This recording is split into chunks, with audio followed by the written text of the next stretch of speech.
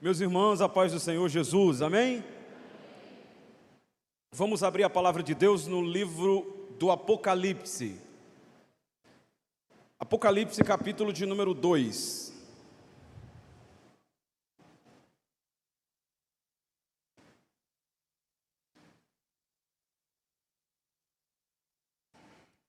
Apocalipse, capítulo de número 2. Nós vamos ler os versos de número 1 até o verso de número 7. Apocalipse capítulo 2, versos 1 a 7. Quem achou, coloque-se em pé e diga amém. Vamos fazer a leitura. Escreve ao anjo da igreja que está em Éfeso: isto diz aquele que tem na sua destra as 7 estrelas, que anda no meio dos 7 castiçais de ouro. Eu sei as tuas obras, o teu trabalho, a tua paciência, e que não podes sofrer os maus, e pusestes à prova os que se dizem ser apóstolos e o não são, e tu os achastes mentirosos, e sofrestes, e tem paciência, e trabalhaste pelo meu nome, e não te cansaste. Tenho, porém, contra ti, que deixaste o teu primeiro amor. Lembra-te, pois, de onde caíste, arrepende-te, e pratica as primeiras obras. Quando não, brevemente virei a ti, e tirarei do teu lugar o teu castiçal, se não se arrependeres. Tens, porém, isto, que aborreces as obras dos nicolaítas, as quais eu também aborreço. Quem tem ouvidos, ouça o que o Espírito diz às igrejas. Ao que vencer, dar-lhe-ei a comer da árvore da vida, que está no meio do paraíso de Deus. E você diz amém. Feche seus olhos, vamos orar. Senhor, nós te damos graças pela tua palavra. Nós louvamos o teu nome, porque o Senhor é bom e a sua misericórdia dura para sempre. Nós oramos nesta noite para que o Senhor fale aos nossos corações através da tua bendita palavra, e que saiamos daqui plenamente convictos de que o Senhor falou com a sua igreja nesta noite. Oramos assim, em nome de Jesus, amém. Pode sentar. Queridos, o tema da minha ministração nesta noite é uma igreja divorciada. Uma igreja divorciada. Diga comigo, por favor: Senhor Jesus, está fraco, Senhor Jesus, não deixa que esta igreja seja uma igreja divorciada. Amém. Queridos, o livro do Apocalipse é, sem dúvida nenhuma, o livro mais profundo, mais enigmático e mais extraordinário da Bíblia Sagrada. Ao ler, ouvir e praticar as coisas relacionadas a este livro, a Bíblia nos chama de bem-aventurados. O capítulo de número 1, versículo de número 3 do livro do Apocalipse, você pode olhar, diz que bem-aventurados é aquele que lê, os que ouvem as palavras desta profecia e guardam as coisas que nela está escrita, porque o fim está próximo, ou já está próximo o fim de todas as coisas. Agora, o que é interessante é que ler aí está no singular, mas os outros dois verbos estão no plural. Bem-aventurado aquele que lê, e aqueles que ouvem, e aqueles que guardam. Por quê? Porque ler, eu leio em casa, sozinho, nas minhas meditações, nos meus devocionais. Ouvir se ouve aqui com a igreja, sentado e ouvindo a palavra de Deus. E praticar se pratica diante das pessoas, tanto da igreja quanto também das pessoas que estão lá fora.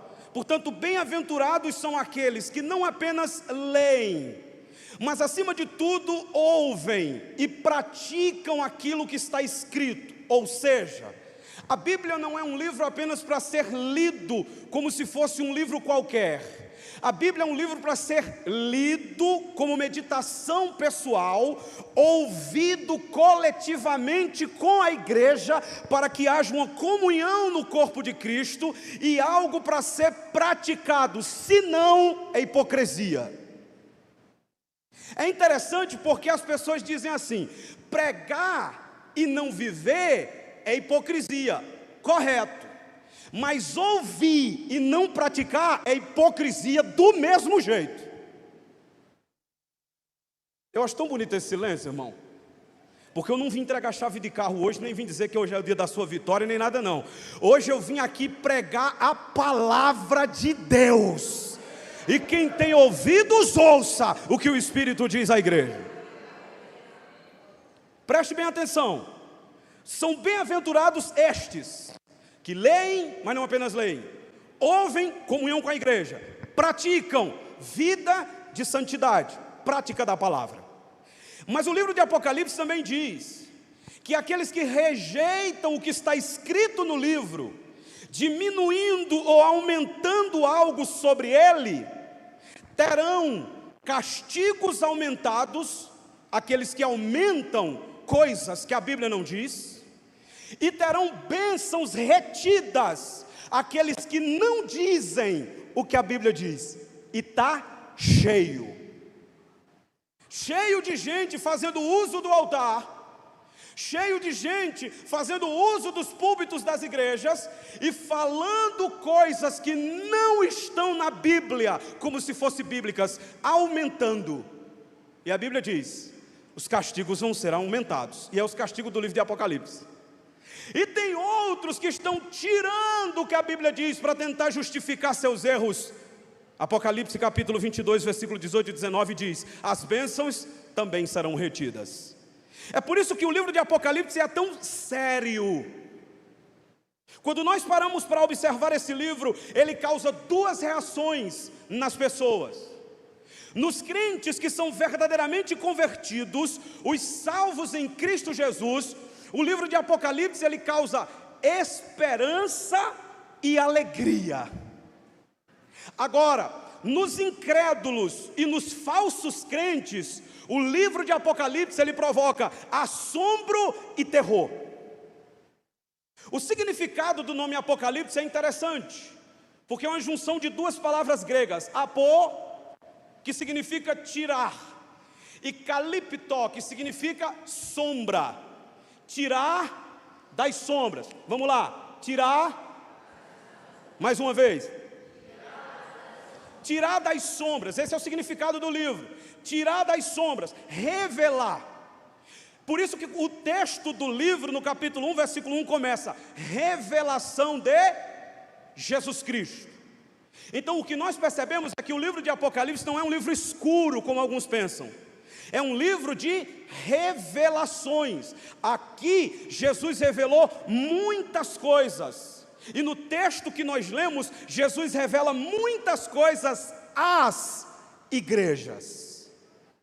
Porque quem conhece a igreja é o dono dela. Membro não conhece igreja, porque nós não podemos penetrar as profundezas da igreja. A gente julga superficialmente. Quem está fora não conhece a igreja, porque analisa coisas visíveis sobre a igreja. Mas tem um, que a Bíblia diz que ele tem os olhos como chamas de fogo. Ele conhece a igreja profundamente, e ele está entre nós aqui esta noite. Aleluia. E obviamente eu não vou trazer um estudo hoje sobre o livro de Apocalipse, porque eu não daria, o tempo não daria. Mas eu quero me concentrar na mensagem de Jesus às 7 igrejas da Ásia. Mas hoje nós vamos nos deter apenas à igreja de Éfeso. Sabe o que é interessante, irmãos? É que são 7 igrejas. E 7 em Apocalipse é o número da perfeição.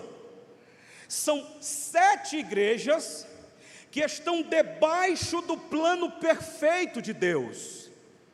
São 7 igrejas que estão debaixo dos propósitos perfeitos de Deus. Mas todas essas igrejas são imperfeitas. Por quê? Porque todas as igrejas são compostas por pessoas imperfeitas.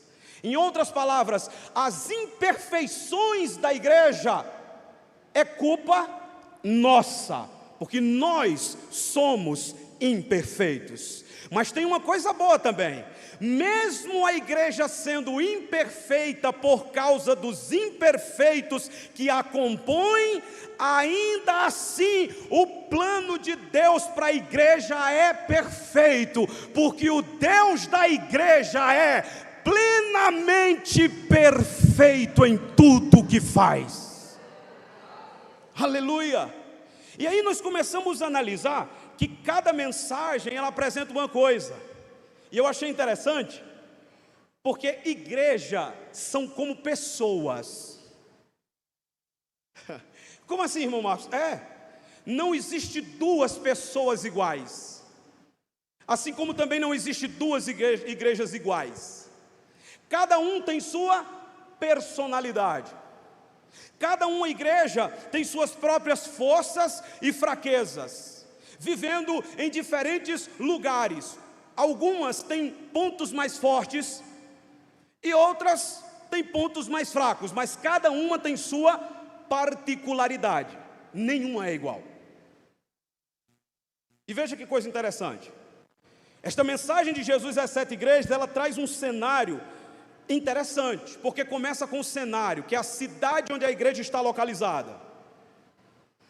Por exemplo, a igreja que nós estamos estudando hoje, ela estava localizada na cidade de Éfeso. É por isso que o texto diz claramente: escreve ao anjo da igreja em Éfeso, o que está em Éfeso. E quando você para estudar quando essa igreja foi fundada, e não precisa abrir porque a gente vai ganhar um tempinho, ela foi fundada pelo apóstolo Paulo em Apocalipse, ou melhor, em Atos capítulo de número 19. Ela está aqui em Apocalipse capítulo 2, mas ela foi fundada em Atos capítulo 19. Paulo chegou ali e encontrou já alguns irmãos, mas esses irmãos não conheciam o Espírito Santo. Eles eram crentes, mas eles não tinham experiências com o Espírito de Deus. Eles eram crentes, mas eles não haviam mergulhado nas profundezas do Espírito Santo. E aí quando Paulo chega lá nesta igreja, nesse grupo de irmãos, Paulo diz assim: vocês já receberam o Espírito Santo quando creram? Aí eles dizem: nós nem ainda ouvimos falar que haja Espírito Santo. Havia uma ignorância teológica naqueles irmãos. Eles não conheciam o Espírito Santo e nem o seu poder. A Bíblia diz que Paulo ora sobre eles. Eles são batizados com o Espírito Santo. Eles começam a falar línguas espirituais e a profetizar, e o poder de Deus é derramado sobre a igreja. Mas o que fez o poder cair naquela igreja não foi jargão.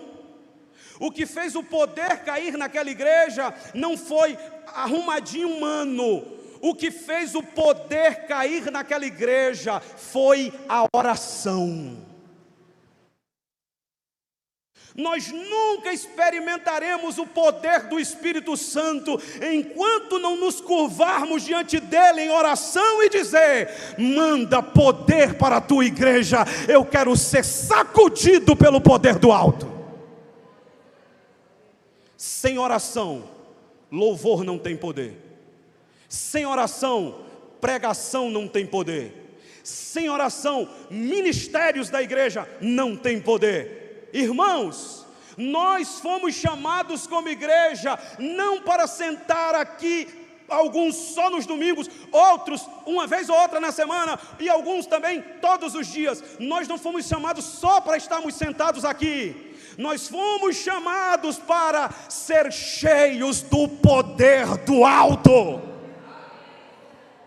A primeira coisa que Paulo faz é ver que estava faltando poder. E deixa eu dizer algo: não é poder para rodar somente, não é poder para pular, não é poder para gritar, não, porque isso aí a gente pode até maquiar. É poder para amar, poder para perdoar, poder para vencer o pecado, poder para vencer o mundo, poder para vencer o diabo. O poder de Deus não vem só para nos alegrar, vem para nos alegrar, mas vem para nos fazer novas criaturas em sua presença. Escute, tem um cenário, o Espírito Santo desce com poder, Paulo expulsa demônios naquela cidade, e a Bíblia diz, Atos 19, que milhares de pessoas, centenas de pessoas, dezenas de pessoas, vêm até a praça pública, e eles começam a queimar os livros de feitiçaria, eles começam a queimar os livros contrários às coisas de Deus, bruxaria, feitiçaria, eles queimam em praça pública, dizendo, a partir de agora, nós não somos mais dirigidos pelos livros de bruxaria, a partir de agora quem nos guia é a palavra de Deus. A partir de agora não são as superstições que nos prendem, a partir de agora nós experimentamos a liberdade em Cristo Jesus. Aí, irmãos, o poder se estabelece ali. Deus faz coisas grandes, a igreja é fundada, ok. Só que passou-se pouco mais de 40 anos, e nós chegamos em Apocalipse, e a igreja está aqui. E o que é que acontece? Jesus tem uma mensagem para a igreja. Quem diz amém? E isso se faz necessário pontuar. Jesus nunca deixa a sua igreja sem ouvir o som da sua voz. Jesus sempre tem uma mensagem para a sua igreja. Capítulo 1 de Apocalipse, versículo 9, João diz: e eu, João, que também sou vosso irmão e companheiro na aflição e no reino, e na paciência de Jesus Cristo, estava na ilha chamada Patmos por causa da palavra de Deus e pelo testemunho de Jesus Cristo. E eu fui arrebatado em espírito no dia do Senhor, e ouvi detrás de mim uma grande voz como de trombeta, que dizia: o que vês, escreve em um livro, e envia às 7 igrejas que estão na Ásia: Éfeso, Esmirna, Pérgamo, Tiatira, Sardes, Filadélfia e Laodiceia. O que temos aqui? Um servo, João, um Senhor, Jesus, e uma mensagem, a palavra que saiu daquele que tem a voz como voz de muitas águas. Não entendi, irmão, vou explicar. Você tem que prestar atenção para entender. O verdadeiro servo de Deus, ele não prega a sua mensagem, ele prega a mensagem de Deus. Você está pensando que num domingo à noite a gente quer trazer uma palavra dessa, como pregador? Não. A gente quer trazer uma palavra light. A gente quer trazer uma palavra branda. A gente quer fazer o povo se levantar, glorificar, ficar de pé, exaltar. Oh, que palavra! Mas não somos nós que selecionamos a mensagem. Nós transmitimos a mensagem, mas quem fala com a igreja é o dono dela, é o Senhor Jesus. É por isso que o que João tem que fazer é só entregar. Quem fala é Jesus. Quem diz o que é para a igreja ouvir é Jesus. João só entrega por meio da escrita. E é isso que eu acho interessante. Porque você pode até não gostar de mim, mas se eu estou pregando a palavra de Deus, você tem que gostar do dono da mensagem. Porque gostando de mim ou não, ele vai continuar falando com a sua igreja. Aleluia! É o que está aqui, meus irmãos. E olha que interessante, Jesus tem uma mensagem para falar com a igreja, ok? E por que ele tem uma mensagem para falar para a igreja? Porque ele nunca deixa a igreja sem ouvir a sua voz. Nenhum cristão vai chegar no dia do juízo dizendo: Jesus, é que eu não sabia.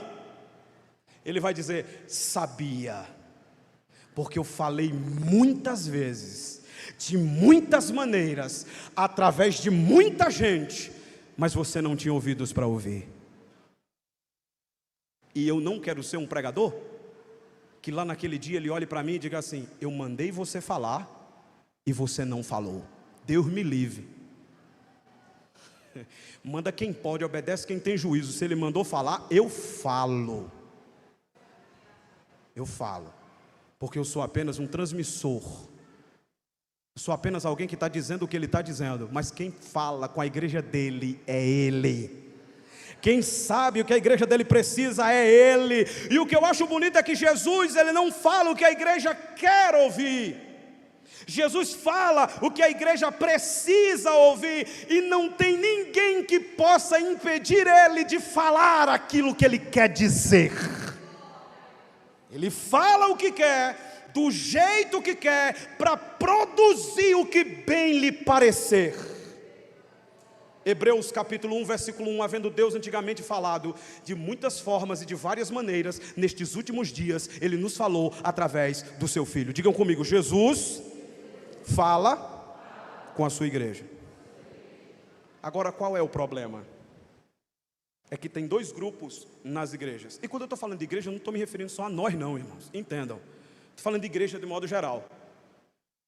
Há dois grupos nas igrejas quando Jesus fala: os arrependidos e os rebeldes. E eu vou ilustrar isso usando a figura de um pai e de um filho. Quando nós lemos a história de Josias em 2 Reis capítulo de número 22, versículo 11, a Bíblia diz que quando Josias ouve as palavras do livro da lei, ele rasga suas vestes em sinal de arrependimento e contrição. Por causa disso, Deus o perdoa, Deus o guarda, e Deus não deixa ele passar pelas tribulações que estava para sobrevir a Israel. Mas o filho dele agiu diferente. Quando nós lemos Jeremias capítulo 36, versículo 23 e 24, Jeoaquim, eu acho bonita a Bíblia, que é filho de Josias, quando leem para ele as palavras de Deus, que escreveu o profeta Jeremias, sabe o que é que ele faz?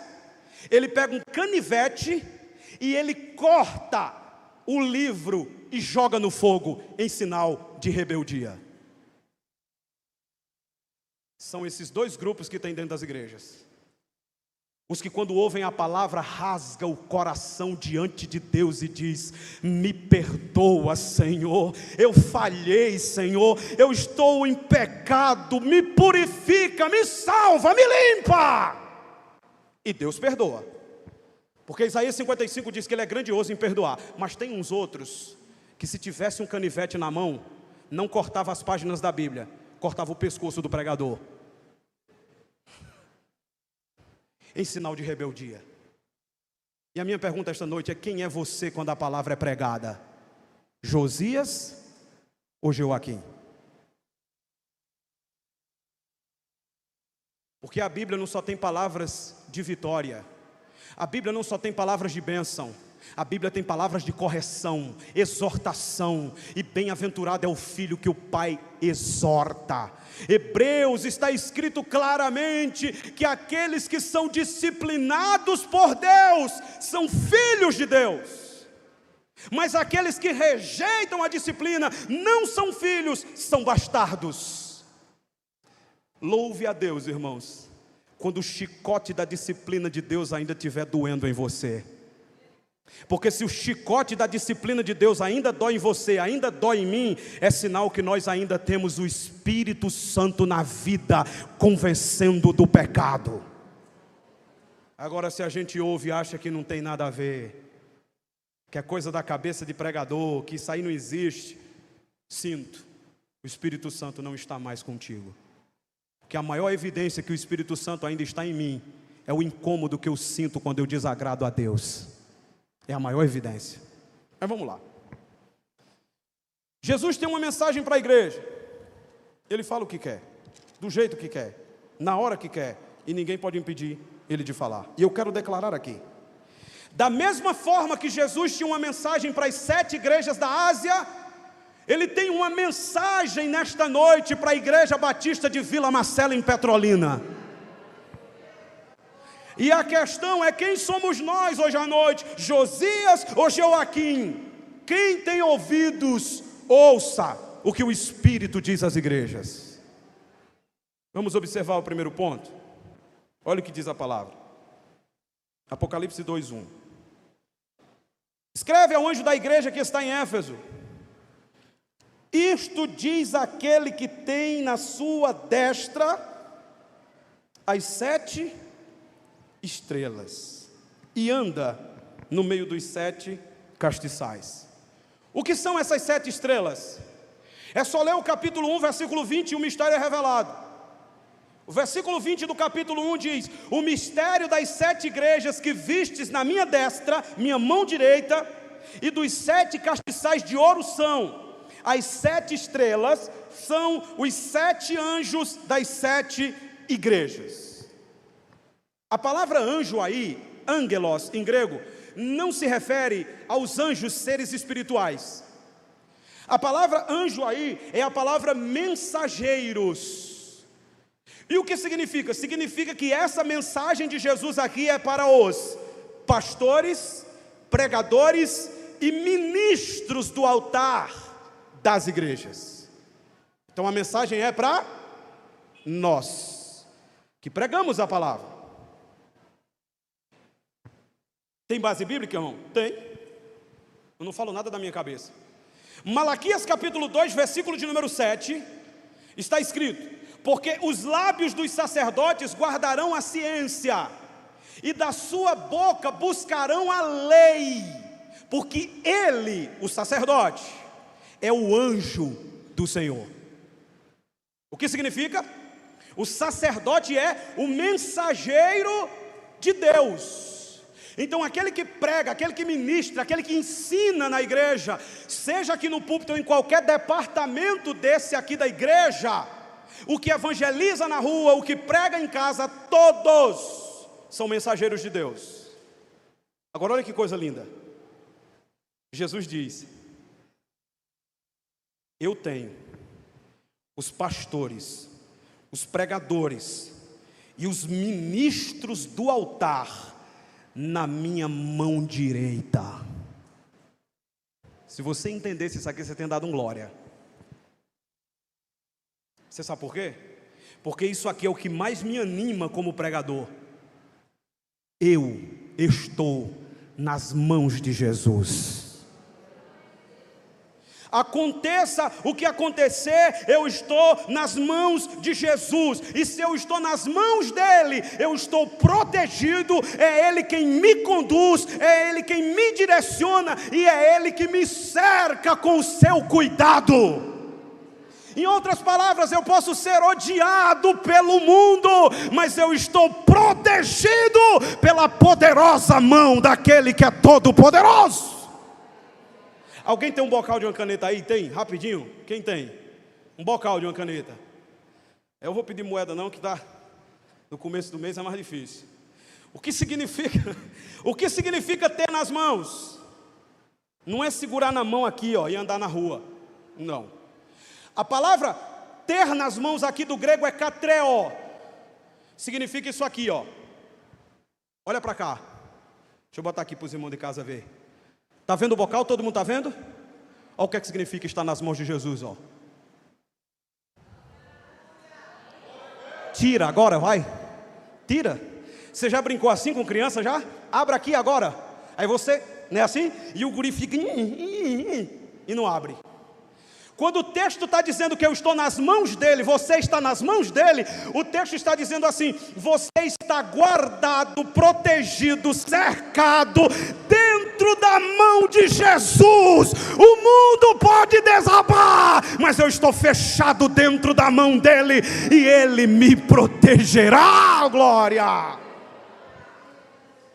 Um dia um rapaz disse para mim assim: irmão, obrigado irmão, você não tem medo do que prega não? Eu disse: não, porque eu prego a palavra. Não, você não está entendendo. Você já teve alguma ameaça? Já. Mas você não tem medo não? Não. Por quê? Porque quem sabe aonde está não tem medo de nada. Aleluia. Irmãos, eu não estou só na Igreja Batista de Vila Marcela, em Petrolina. Você está guardado nas mãos daquele que nunca perdeu nenhuma batalha. Eu estou nas mãos dele. Quem crê assim, diga glória a Deus. Quando analisamos a Bíblia, Esdras capítulo 8, versículo 22 diz que nas mãos de Jesus há proteção. A boa mão de Deus nos protegeu. Quando nós lemos 1 Pedro 5, versículo 6, é dito que as mãos dele nos exalta. Olha como é bom estar na mão. Porque 1 Pedro 5, 6 diz assim: humilhai-vos debaixo da poderosa mão de Deus, porque a seu tempo, no tempo dele, ele vos exaltará. 3. Por que é bom saber que eu estou nas mãos dele, irmão Marcos? Porque Davi disse em 2 Samuel capítulo 24, versículo 14: caia eu nas mãos de Deus, porque nas mãos dele há muitas misericórdias. Tem mais? Tem.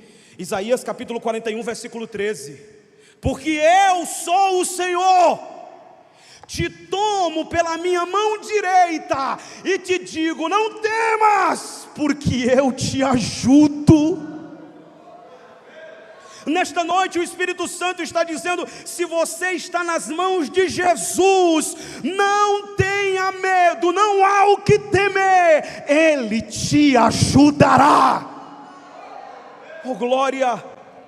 E para ficar bonito, Isaías 49, 16, ele ainda diz assim: eu tenho o nome de vocês gravado na palma da minha mão. Então olha que coisa linda. Os ministros, os pregadores, os anjos das igrejas, eles estão nas mãos de Jesus. Agora tem mais. Olha o versículo 1 de Apocalipse 2. Ele tem os mensageiros em sua mão e ele anda no meio dos 7 castiçais de ouro. O que são os 7 castiçais de ouro? Vocês já leram? Não me estressem não. O que são os 7 castiçais de ouro? Não, irmão, vamos ler de novo.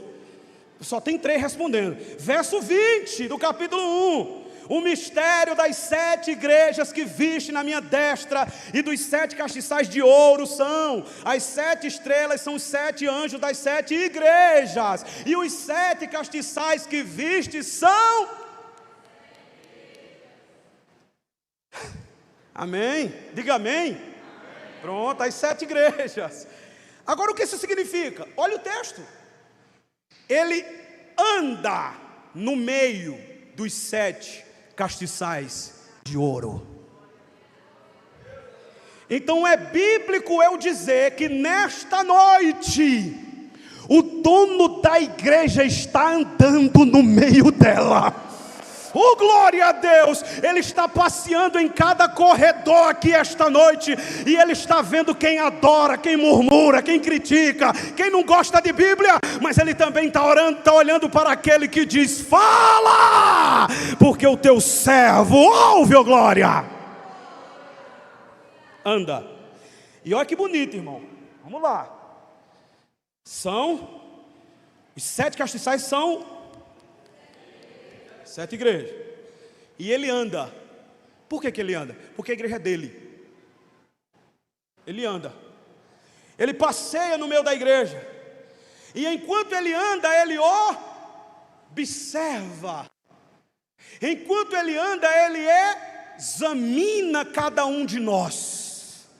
Ele veio no culto esta noite, ele está examinando a gente. Aleluia. Porque a igreja é dele. Mateus capítulo 16, versículo 18, Jesus disse: sobre esta pedra eu edificarei a minha igreja. A igreja não é nossa, nem dos pastores, nem minha, nem de ninguém. A igreja é dele. É por isso que nós estamos na mão dele. A gente faz o que ele manda, a gente realiza o que ele ordena, a gente prega o que ele diz. Se não gostarem, vão reclamar com ele. O dono é ele. Amém? Diz que tem um louvor que diz: e quem não gostar do que ele faz, vá reclamar com ele. Quem é que vai reclamar com Jesus? Porque comigo é fácil, com os pastores é fácil, mas nós não somos o dono é ele. E nesta noite ele está passeando no meio da igreja. Quem se atreve a reclamar com ele? Vocês estão entendendo? Vejam que coisa interessante. Mas a igreja é representada pelos castiçais. O que são castiçais? Castiçais são candeeiros de ouro portáteis que sustentavam lâmpadas acesas com óleo em seus tubos. Apocalipse é um livro simbólico. O castiçal, essa figura é tirada do Antigo Testamento no tabernáculo, Êxodo 37, do verso 17 a 24. O que significa? Significa que cada castiçal representa a igreja, e que a igreja revela Jesus, que é a luz do mundo. Olha o capítulo 1 de novo. Olha que coisa linda. Versículo 12. E virei, diz João, para ver quem falava comigo. E virando, vi 7 castiçais de ouro. João viu o quê? Que são o quê? As 7 igrejas. Então João viu, diga comigo, as igrejas. Agora o versículo de número 13 diz: no meio dos 7 castiçais, um semelhante ao Filho do Homem, que é Jesus, vestido até os pés de uma veste comprida e cingida pelo peito com um cinto de ouro. Antes de ver Jesus, João viu quem? Vamos lá, eu quero que você aprenda. Antes de ver Jesus, João viu quem? As igrejas. Por quê? Porque para ver o Deus da igreja, tem que ver a igreja mostrando para o mundo o Deus dela. Olha que coisa linda, a igreja revela o Cristo que anda no meio dela. Por que que aqui nós somos uma igreja da palavra? Por que que aqui nós temos o cuidado de ensinar a palavra? Porque nós não queremos que as pessoas que nos ouvem e nos seguem pela rede social encontrem um Jesus errado. A gente quer refletir a imagem perfeita do Cristo que nos salvou. Por isso o cuidado. A igreja revela Jesus. Agora tem 3 coisas aqui, irmão, ó. Tem muita coisa, mas eu vou destacar 3. Na tipologia bíblica, a igreja representa o castiçal de ouro. O ouro aí é símbolo da glória de Deus. Ó que bonito. O que é a igreja? A igreja é um povo reunido, é um povo escolhido, é um ajuntamento de pessoas separadas e consagradas para manifestar ao mundo a glória de Deus. Aleluia!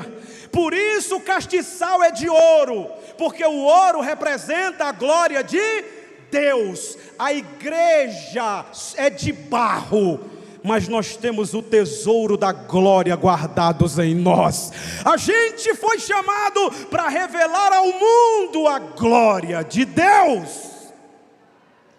E é Paulo quem diz em 2 Coríntios 3,18, a igreja, ela contempla a glória do Senhor, e ela é transformada de glória em glória, de glória em glória, até mostrar para o mundo a imagem perfeita e exata da glória de Deus.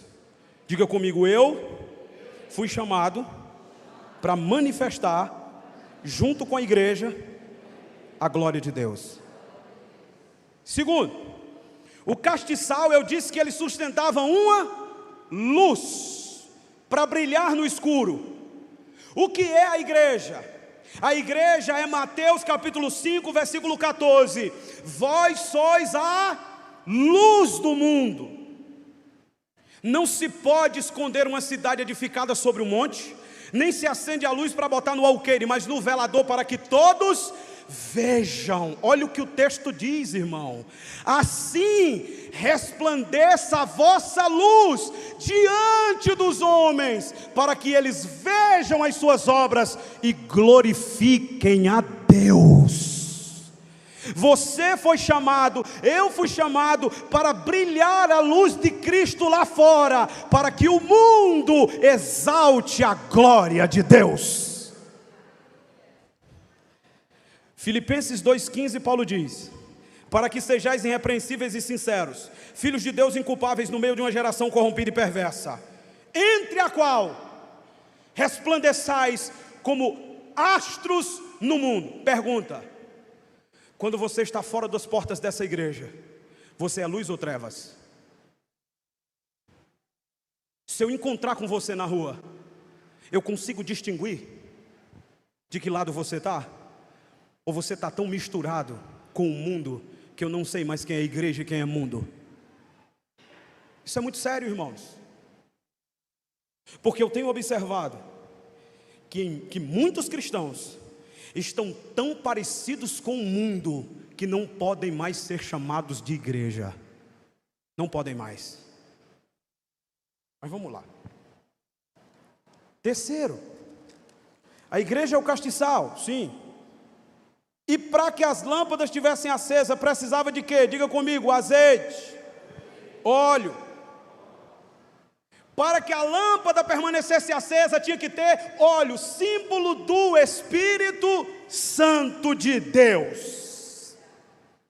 Porque sem óleo não tem luz acesa, assim como também sem Espírito Santo na vida não tem crente fiel. E está faltando óleo em muita gente.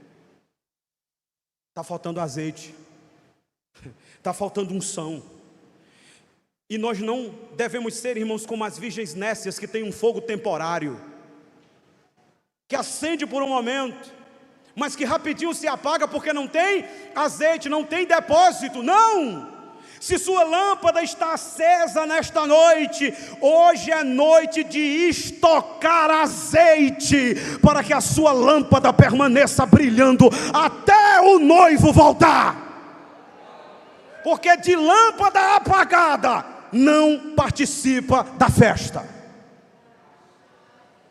É por isso que Paulo diz, irmãos, 1 Tessalonicenses 5,19: não apagueis o Espírito Santo.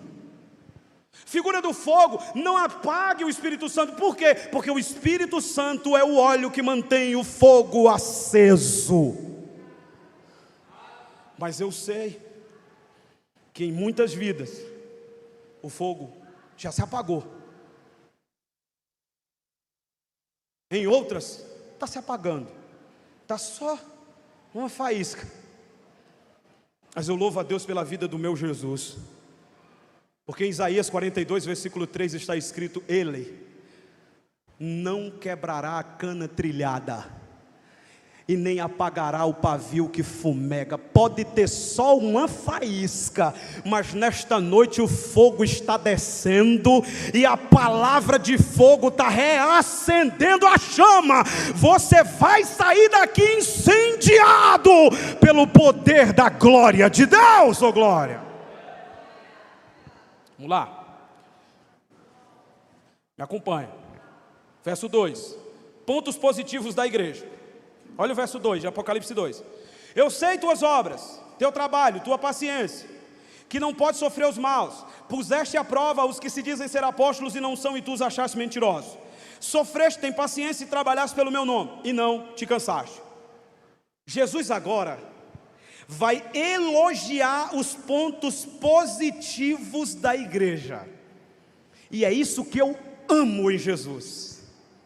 Porque enquanto nós só vemos defeito, Jesus vê defeito, mas vê qualidade. Aleluia.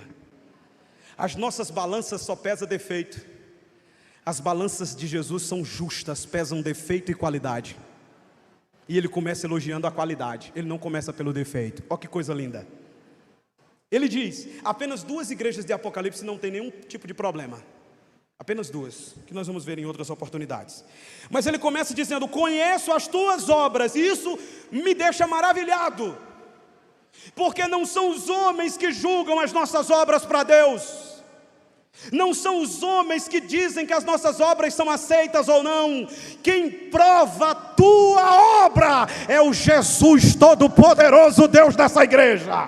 Então faça, pregue, cante, sirva e deixa que Ele é quem vai examinar a tua obra. Aleluia! Ele não precisa que ninguém fale mal dos outros para Ele.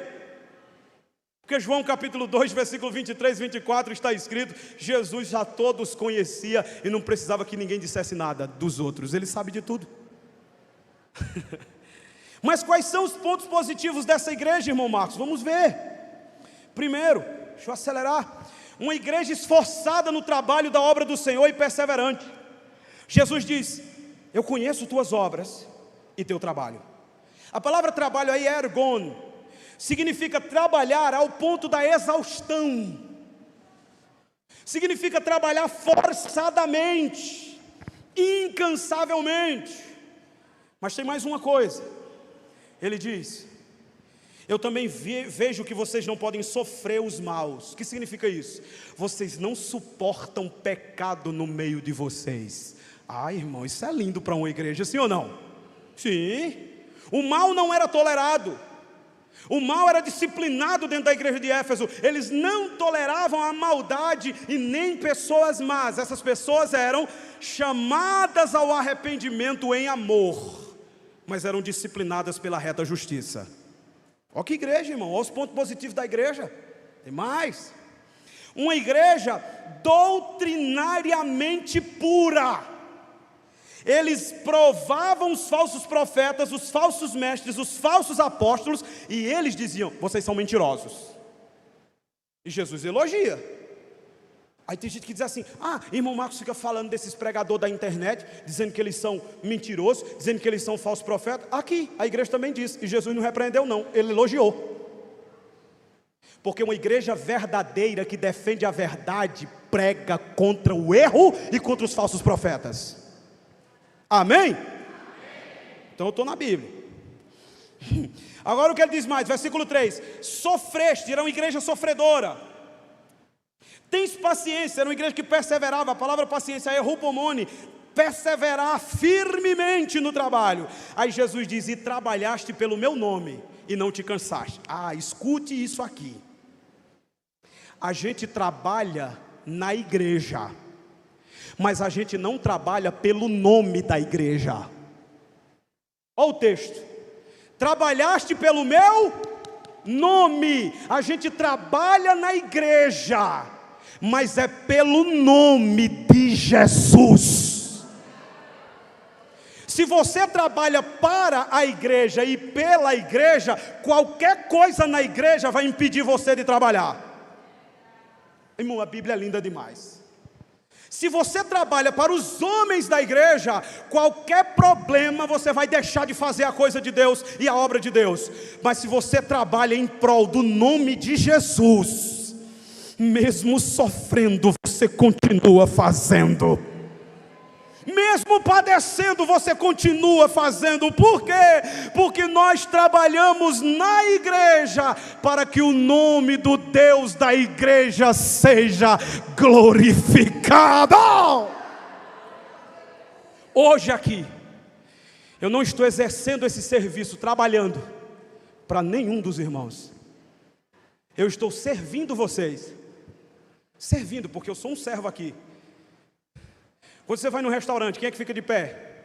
O cliente ou o garçom? Quem é que está de pé hoje aqui? Eu sou o quê? Cliente ou garçom? Sou garçom.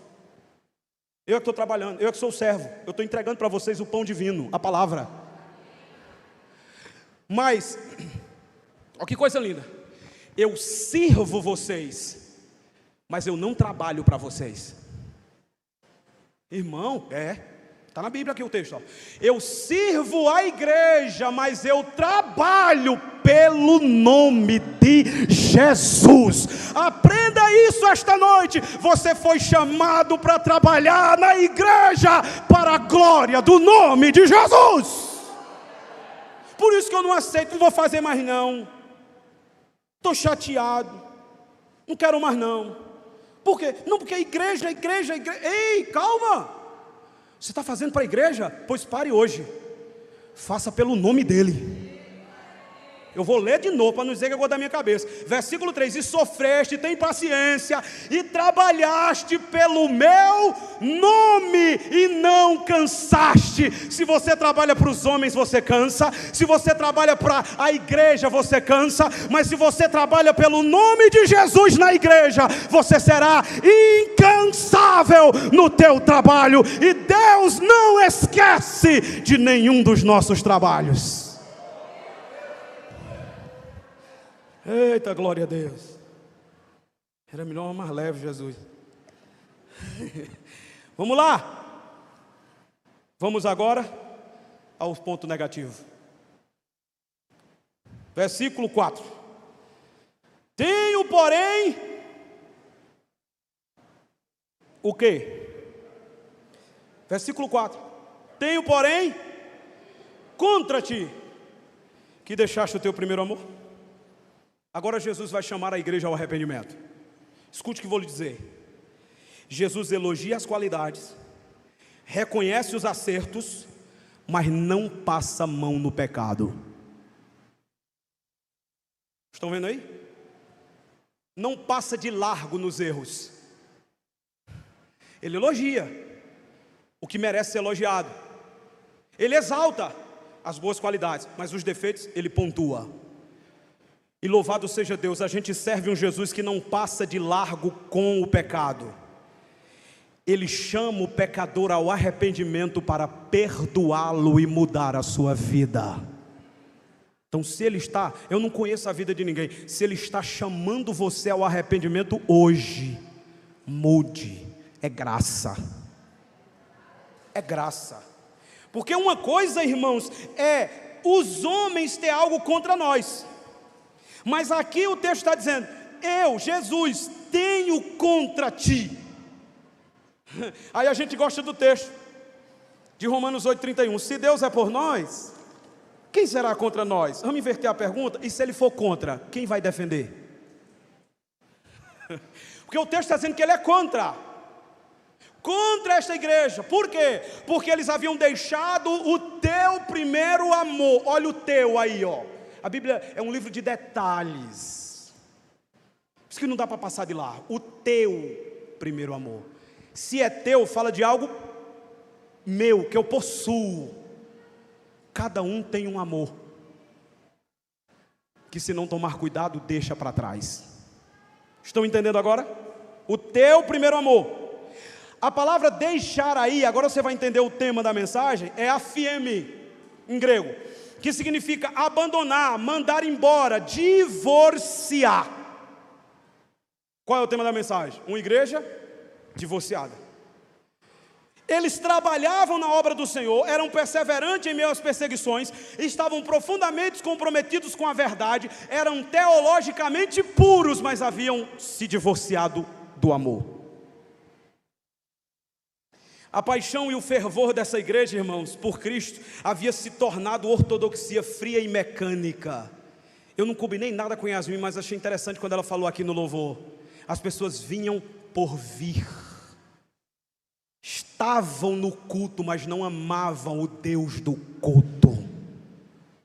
Trabalhavam para a obra de Deus, mas não amavam o Deus da obra. Estavam tão envolvidos com as coisas de Deus, que haviam se divorciado de Deus. Que tristeza. Que tristeza, irmão, como está essa igreja?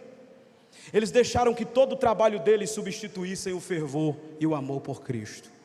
Agora, o que significa abandonar o primeiro amor? Duas coisas. Número 1, deixar o primeiro amor significa deixar o próprio Deus. Por quê? Porque 1 João capítulo 4, versículo 7 diz: amados, amemo-nos uns aos outros, porque o amor é de Deus, e qualquer que ama é nascido de Deus e conhece a Deus. Aquele que não ama não conhece a Deus, porque Deus é amor. Então quando o texto diz que eles deixaram o primeiro amor, eles deixaram quem? Deus. Já imaginou? Isso aqui pode acontecer, irmãos, com qualquer um. vir para a igreja de Deus sem a presença de Deus, estar na obra de Deus sem amar a Deus, fazer as coisas para Deus sem amar a Deus.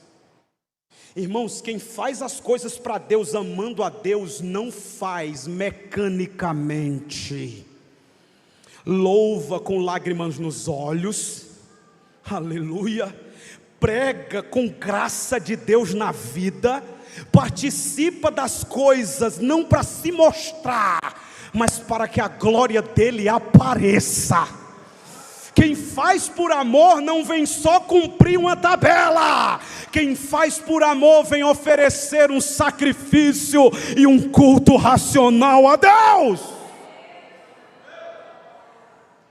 Se eu fosse fazer as coisas aqui sem amor, eu chegava mecanicamente, ponto 1, ele tem a estrela na mão. Ponto 2, anda no meio da igreja. Amém, meus irmãos, já tá bom. Vamos embora. Tem gente que faz as coisas de Deus desse jeito, irmão.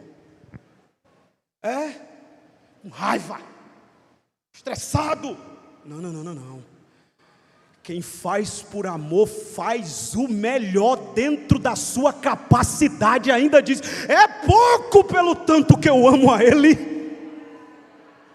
Tem mais. O que é deixar o primeiro amor em segundo lugar? Deixar o primeiro amor aqui? Em segundo lugar, é perder o fervor, é perder a graça. Irmãos, é uma tristeza ver tantos crentes frios dentro da igreja, desanimados, olhando a hora para ir embora, perturbado com a demora do culto, agoniado com a quantidade de louvor. Enquanto as pessoas não aprenderem quem estão adorando, a oração nunca será recebida no céu. Isso é sério, irmão. A gente tem que entender quem é que está conosco, quem é que está sendo adorado. Meu Deus do céu, 8:10, ainda falta 3, 4 pontos. Não. Fala comigo, Jesus. Fala meu ouvido, Jesus. Toca meu coração, Jesus. Muda minha história, Jesus. E está aqui, ouvindo a palavra de Deus. Porque eu vou dizer algo aqui em alto e bom som: nada do que você vai fazer depois daqui é mais importante do que o seu momento aqui na casa de Deus. Nada. Esse é o seu melhor momento. Então faça isso por amor a Ele. Vamos lá. Agora essa mensagem de hoje, irmão, é para quem um dia já teve o primeiro amor. Essa mensagem não é para aqueles que estão na igreja, mas nunca teve o primeiro amor. Porque vocês sabiam que tem muitos crentes que estão na igreja, mas não estão em Cristo? Tem o nome escrito no hall de membros da igreja, mas não tem o nome escrito no livro da vida?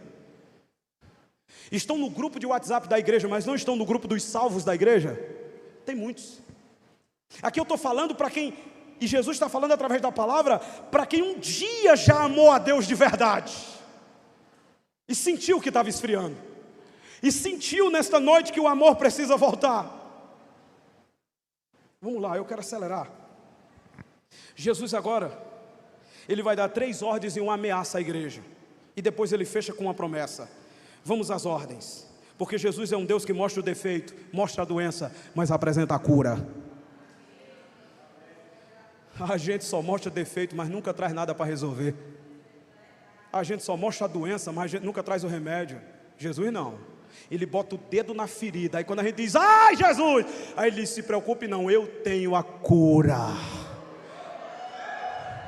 Eu botei o dedo na sua ferida só para você saber aonde está a doença. Mas eu quero que você saiba que eu sou a cura da doença. Isso é maravilhoso. Aí como é que ele vai fazer? Olha aí, verso 5. Lembra-te, pois, de onde caíste. Tudo começa com lembranças. Eu acho tão bonito isso. Porque a palavra lembrar aí é menemoneo, em grego, que significa trazer à memória, voltar a mente ao passado. A ideia aqui é: lembra de quem você era uns anos atrás e no que você se tornou agora. Isso aqui é forte, irmão. Lembra onde você caiu? Deixa eu interpretar. Lembra quando você passava várias horas na presença de Deus em oração? E o lugar da oração era o melhor lugar da sua vida? Você caiu deste lugar. Lembra quando você perdia o sono na madrugada e você entendia que era Deus dizendo: me busca, eu quero falar com você? Você caiu desse lugar. Lembra quando você meditava na palavra todos os dias e se alegrava com aquilo que Deus falava com você pessoalmente? Você caiu deste lugar. Lembra de onde você caiu. Lembra quando você perdia um culto e você ficava desesperado, porque você ficava pensando: meu Deus, o que será que foi pregado? Eu queria aprender mais, e agora você não vem e não está nem aí. Você caiu desse lugar. Lembra? Quando eu falo perder culto, eu não estou falando de responsabilidades, escola, trabalho, não. Eu estou falando de não vir para ficar vadiando, desculpa a palavra, fazendo coisas que não convêm, muitas vezes alimentando a carne com pecado, ao invés de estar na casa de Deus adorando. Lembra do lugar da comunhão. Lembra daquele tempo que você sentia a presença de Deus na sua vida de maneira tão poderosa que parece que o céu tinha descido no seu quarto? Você caiu. Como voltar? Lembra, pois, de onde caiu. Segundo, ele diz: arrepende-te, porque não existe mudança sem arrependimento, irmãos. E o que é arrependimento? Metanoia no grego, mudar a mente, ser renovado na mente. É dizer assim: eu pequei, eu caí, eu esfriei, eu não sou mais o mesmo, mas eu quero voltar ao primeiro amor. Isso é arrependimento. Aí Jesus diz: volta à prática das primeiras obras. Versículo 5: volte a ser quem você era antes. O Espírito Santo me autoriza a dizer: o Senhor está falando com alguém nesta noite, dizendo assim: eu sinto saudade de quem você era. Eu sinto falta do que você fazia para mim, por amor, eu sinto saudade. Volta! Irmãos, isso é a coisa mais linda do mundo. Ele não precisa de nós, mas Ele está dizendo: volta, eu quero você aqui comigo de novo. Aleluia. Eu tenho que me controlar aqui. Volta! Em outras palavras, eu não gosto do que você se tornou, eu gosto do que você era. Volta. 3 coisas. Lembre onde caiu, porque ninguém se levanta se não lembrar onde caiu. Arrependa-se e volte a praticar o que você fazia no início. Volte a ser crente, é o que o texto está dizendo. Agora olha a ameaça, que Jesus também ameaça. Amém, meus irmãos? Mas ele é amor. Mas ele também ameaça. O amor ameaça. Não? O Deus de amor também tem ameaça. Tem, irmão? Tem, olha aí, ó. Versículo 5: se vocês não se arrependerem, brevemente virei a ti e tirarei o seu lugar do teu castiçal, se não te arrependeres. Sabe o que ele está dizendo? O que significa isso? Castiçal é o quê? Esqueceram? Castiçal é o quê? A igreja. Se ele vai tirar o castiçal, ele vai fazer o quê? Tirar a igreja. Tirar a igreja em que sentido? Acabar com a igreja. Aqui é juízo. Nós estamos falando de uma igreja local. Eu sei que você já pensou assim: mas a Bíblia diz que as portas do inferno não prevalecerão contra a igreja de Deus. A igreja verdadeira, os crentes salvos em Cristo Jesus. Igrejas locais fecham se não vigiarem. Igrejas locais se acabam se não vigiarem. Vou dar um exemplo. Essas 7 igrejas aqui não existem mais, acabaram, porque não se arrependeram. Depois da pandemia, várias igrejas fecharam. nunca mais abriram. A igreja que não se acaba é a verdadeira igreja de Cristo, composta por todos os salvos. Mas as igrejas locais, se perderem o primeiro amor, fecham as portas. Olha como é sério isso aqui, irmão. Eu não quero que essa igreja aqui feche as portas. Não quero, irmãos. Nenhum de nós queremos. Por isso que essa palavra é tão necessária. Se a gente perder o primeiro amor, as portas fecham e a igreja acaba, vira clube. Igual está na Europa. Várias igrejas que eram palcos de grandes avivamentos, hoje são bares. Hoje são prostíbulos. Por quê? Porque perderam o primeiro amor. É por isso que quando eu orava pelas madrugadas para pregar essa palavra, eu orava pela Igreja Batista de Vila Marcela e dizia: Senhor, não deixe que a gente perca o primeiro amor. Porque para Jesus é melhor a igreja com as portas fechadas do que a igreja de portas abertas que não ama mais a Ele. Deixa eu usar uma ilustração, nós já estamos quase terminando. Deixa eu usar uma ilustração aqui. Se seu esposo, irmã, ou sua esposa, irmão, chegasse para você e dissesse assim: ó, a mulher, eu vou continuar cozinhando, eu vou continuar passando e vou continuar lavando, e vou continuar dentro de casa, mas eu não te amo mais. Mas vou ficar aqui fazendo as coisas. Você aceitaria? Eu quero ouvir, sim ou não, homens? Aceitaria? Não.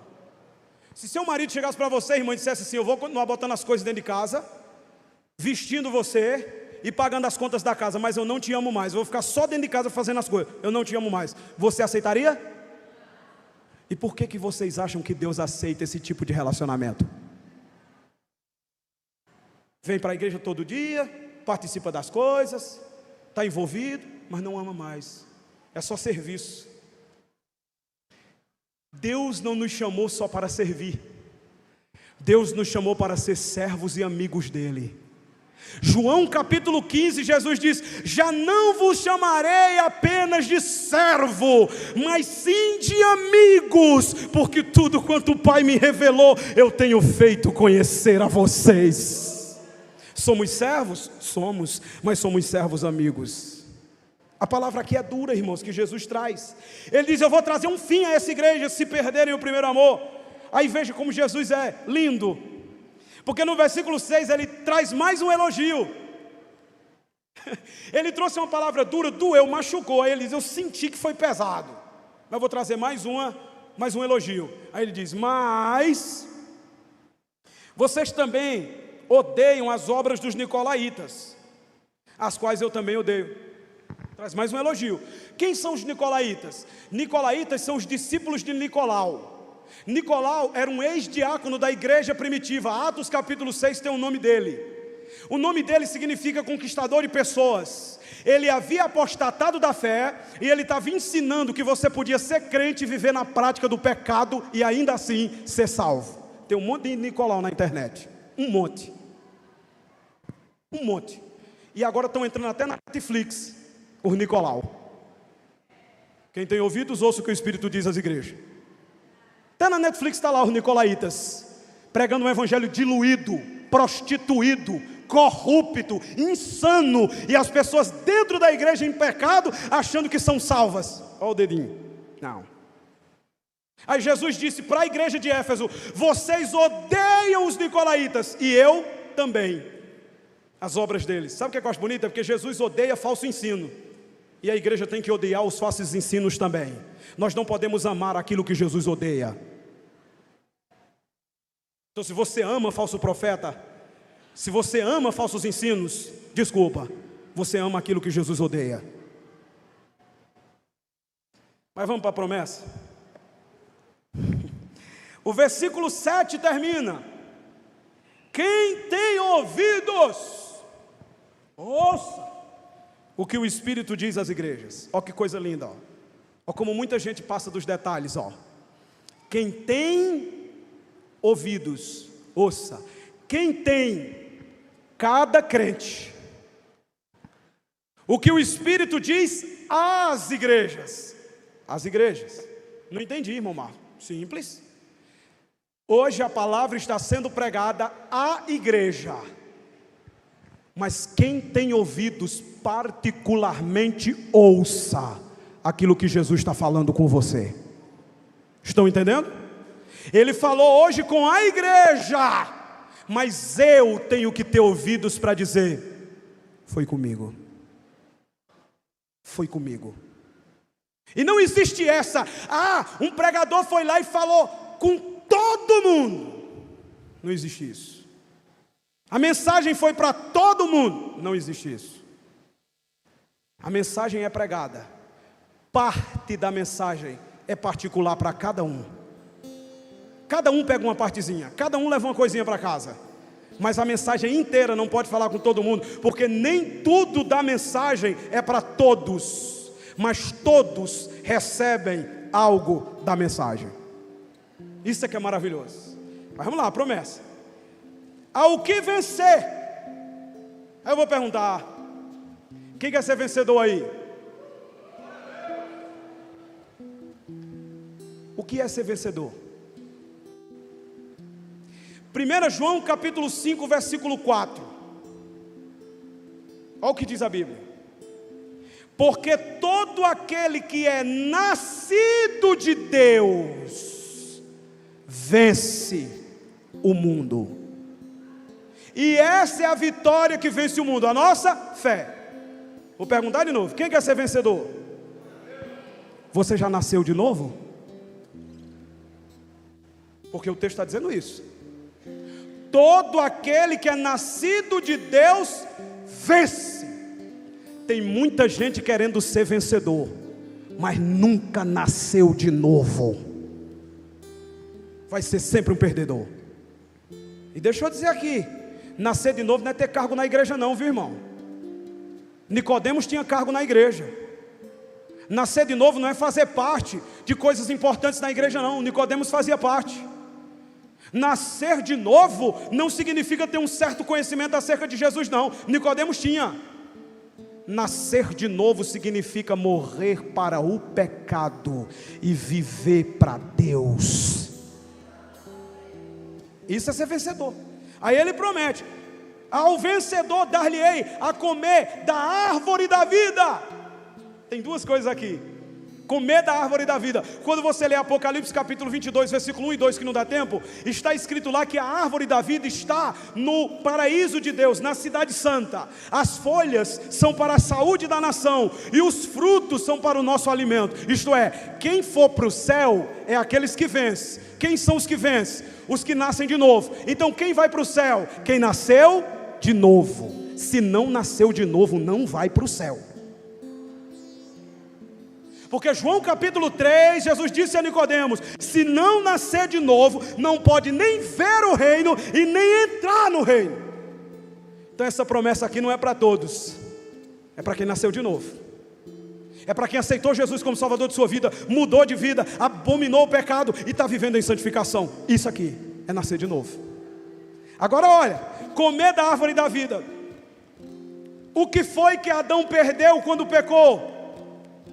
Vai, acesso à árvore da vida.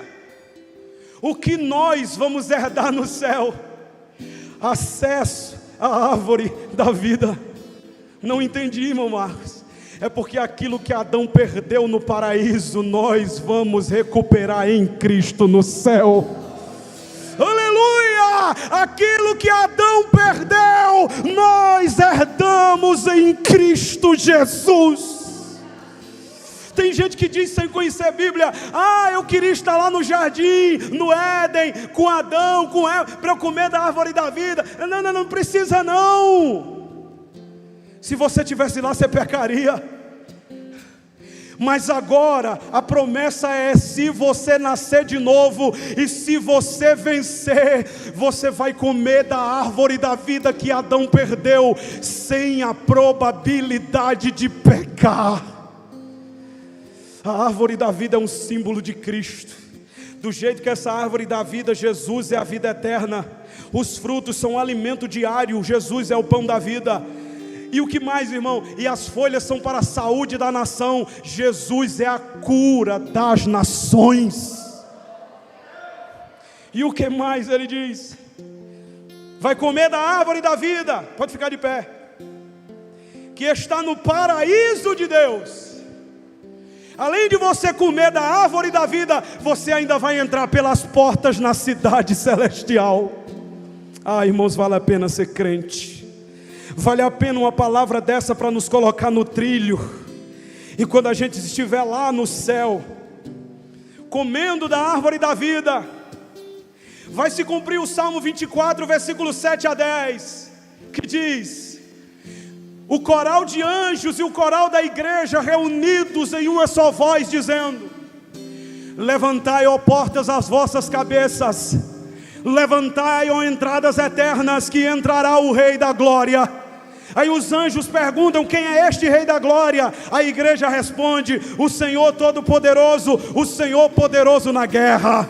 Aí depois o coro repete o mesmo refrão: levantai, ó portas, as vossas cabeças, levantai, ó entradas eternas, que entrará o Rei da Glória. Aí os anjos perguntam: quem é esse Rei da Glória? Aí a igreja e os anjos, num coral celestial, levantarão suas mãos em palmas e suas vozes e dirão: o Senhor, o Senhor, o Senhor dos exércitos, Ele é o Rei da Glória.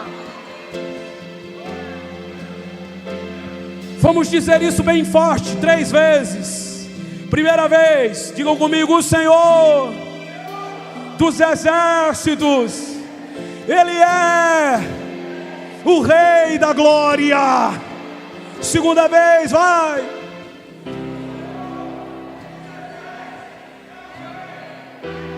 Agora coloque toda a sua força e diga: o Senhor dos exércitos, Ele é o Rei da Glória. Quem pode aplaudir o Senhor esta noite? O Rei da Glória está nesse lugar. Liberdade aqui, Espírito de Deus. Glória a Deus. Hoje é noite em que os amores vão ser recuperados. Espírito Santo, você vai voltar ao primeiro amor esta noite. Você vai se levantar de onde você caiu. Vai voltar a orar, vai voltar a ler a Bíblia, vai voltar a vir para a igreja, vai voltar a amar as coisas de Deus e amar o Deus da obra. Eu sou tua casa, tua morada, eu sou teu lar. Mude as coisas de lugar, eu sou tua casa, glória a Deus. Morada, eu sou teu lar. Mude as coisas de lugar.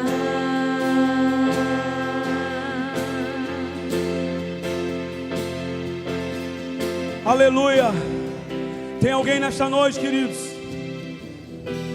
que tem ouvidos para ouvir o que o Espírito disse à igreja e que está desviado da casa de Deus, separado do amor de Cristo, reconhece que precisa voltar, que precisa nascer de novo, para ter acesso a todas estas bênçãos sobrenaturais e espirituais, e deseja voltar para a casa do Pai essa noite. Se tem alguém entre nós assim, levante a sua mão, eu quero orar por você. Tem 2 ali, ó. Louvado seja Deus. Aleluia! O teu perdão é completo. Glória a Deus! O teu perdão é glória completo. A Deus! Ele sara. Aleluia! Minha alma. Ele sara minha alma. Oh, glória a Deus! O teu perdão é completo. O teu perdão aleluia! É completo. Ele sara minha alma. Ele sara minha alma. Aleluia! Glória a Deus! Eu sou tua aleluia! casa, tua morada. Eu sou teu lar. Tem mais um aqui, adora a Deus, irmão, adora a Deus, adora. Aleluia! Eu sou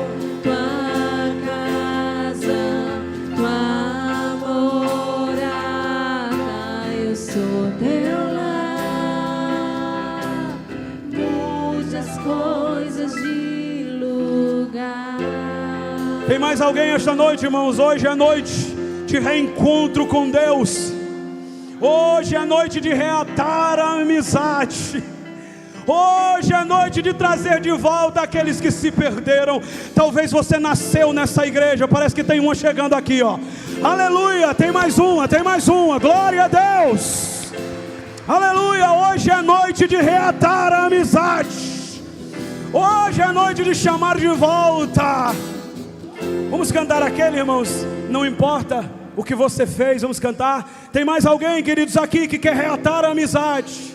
Talvez você nasceu nessa igreja, talvez você está nessa igreja, mas você sente que não é mais parte do corpo. Talvez você vem porque seu pai, sua mãe obriga. Hoje é noite de você firmar um compromisso com Deus. Aleluia, e voltar. Você pode vir enquanto o louvor está cantando. Aleluia. Tentando acertar. Oh, glória a Deus. Mas a tristeza, Ele fala o que a igreja precisa ouvir. não importa pra onde você foi, Se na escuridão da noite Ele apaga o seu passado e não desiste Aleluia. de você. Ele não desiste de você. Ele se importa com você. Ele compreende seu caminhar. Nunca viu amor tão grande assim. Ele não desiste de você. Ele se importa com você. Ele compreende seu caminhar. Nunca viu amor